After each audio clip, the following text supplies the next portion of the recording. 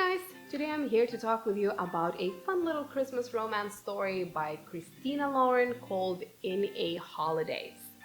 This book has been published in 2020 and it was actually the first holiday romance I have ever read. Now, to be honest with you, even though Christmas is my favorite time of the year, I have never been the type of person who would pick up to read a seasonal book just to put myself in the jolly mood. If I would happen to stumble upon a story with an interesting premise that is set during the Christmas time, I would read it. Doesn't matter if it's winter or if I'm laying by the beach with a mojito in hand. But this year, for the first time, I decided to actively look out for a Christmas novel. And by actively look, I mean I googled books set in Christmas period. And that's how I ended up with In a Holidays. As per usual, we will start this video with a short synopsis, then proceed into the non-spoiler review, and wrap this video up with the spoilers. If you haven't read this book yet, then do not worry, I will make sure to let you know when the spoilers begin. So, in the story we follow a young,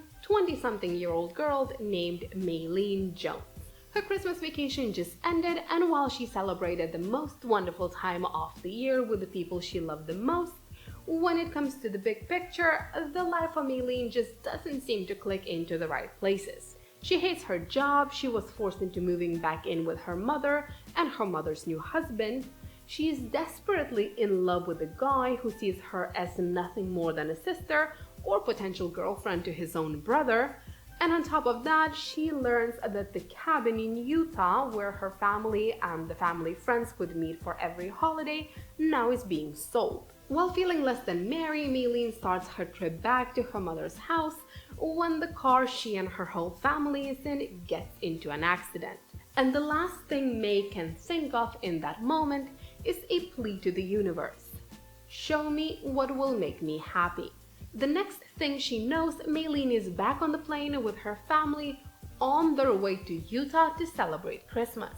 And only May seems to understand that they might have just traveled back in time. Now, to be honest with you, the beginning of this book really did not impress me. If anything, I found it rather difficult to keep reading the book. And that's because of two main reasons. First of all, as soon as we start the story, we're being dropped into the middle of the action where we are instantly introduced to an insane amount of characters, while at the same time not being properly introduced to any of them. And secondly, because the whole book just felt so much like first world problems to me. Oh no, May doesn't like her job. It's not like she has education and relevant experience from the field that she would actually like to work in and could just start looking for a different job while still having this one as a safety net. And oh no, she was forced to move back in with her mom, having a supportive family that can help you when the help is needed. The disaster. And yes, while I can understand the attachment the characters must be feeling towards the cabin, as well as I can understand how saying goodbye to it might feel like the end to a very important chapter in their lives, I also found it quite annoying that a bunch of grown-up people cried over it, like it's the actual end of the world. Like them not having the cabin anymore means that they will not be able to see each other again. Like there's no solution to this problem at all. I mean, if the cabin itself means so much to such a large amount of grown-up people, why does nobody think about pitching in when it comes to the cabin's upkeep and expenses? If anything, it seems unfair in the first place that something that is being constantly used by 3-4 families is being only seen as one family's responsibility. But then the book kinda grew on me. And a big reason for that must have been the main love interest of May, Andrew, and May herself. As the book goes on, May becomes much less whiny, she takes charge of her life, and she starts making decisions that actually make her happy. And Andrew is just a ray of sunshine. I feel like pretty much every time he showed up on the story, I ended up sitting with a huge smile on my face. And while I still have a bone to pick with how the family and its dynamics were not really explored in this book, to an extent where I don't really understand why we even needed to have such a large amount of characters in the first place, overall, I still feel like the novel accomplished what it was set out to accomplish. It was funny, lighthearted, cute, cheesy, and romantic. It truly perfectly encapsulated that jolly Christmas feeling and made me want to put my Christmas tree up and make some hot cocoa on a cold winter morning while listening to Christmas carols. So I guess in the end of the day, I have to admit that besides my best efforts of trying to rationalize and analyze this book, Christina Lauren managed to convince me to turn my brain off, relax, and just enjoy the ride. On that note, let's move to the spoiler review. If you haven't read this book yet, then this is the warning for you to click off this video.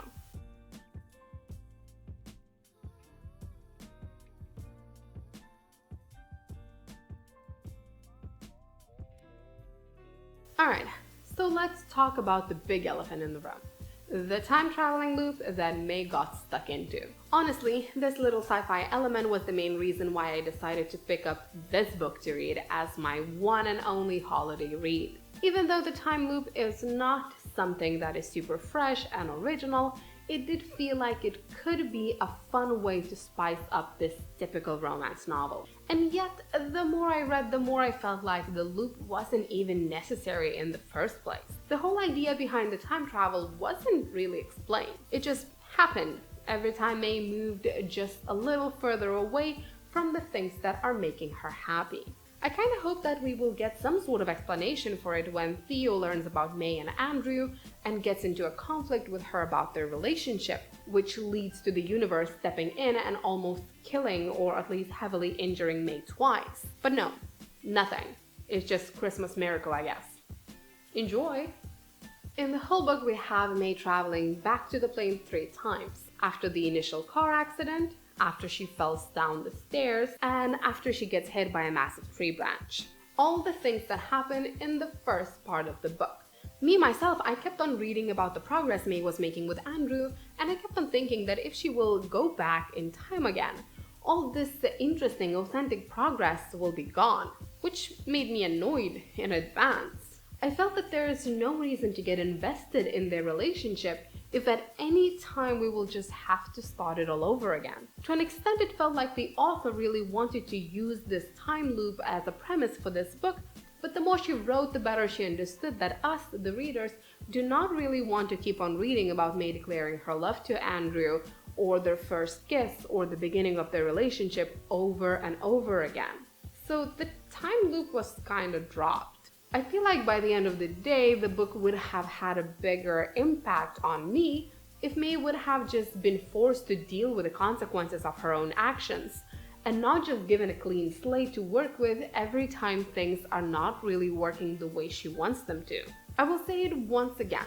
I think that the saving grace of this book was definitely the relationship between May and Andrew. And I'm not even talking about them being involved romantically. Yes, they make a nice couple, and yes, they have pretty great chemistry, but what won me over is their friendship. When reading this book, I could really feel that these two people have known each other for their whole lives. There was so much respect for one another and such a deep understanding of each other that I could not help but root for them. Probably the thing that I liked the most in the whole book wasn't even them actually getting together, but the fact that after May told Andrew about her feelings for him, their relationship did not become stale or awkward. Yes, there might have been an awkward pause that was needed for Andrew to understand what is going on, but after the initial shock passed, they went back to being friends, to having this fun, uncomplicated, easygoing friendship.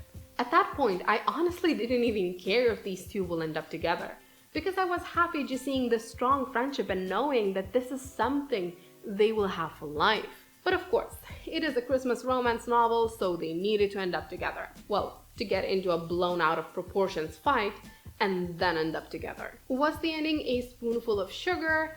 Yes, but I truly believe that's exactly what it needed to be. But then again, it's just my opinion. I guess the only thing to say right now is Merry Christmas, Happy Holidays. I hope you're enjoying this time with your loved ones, and I'll see you next year.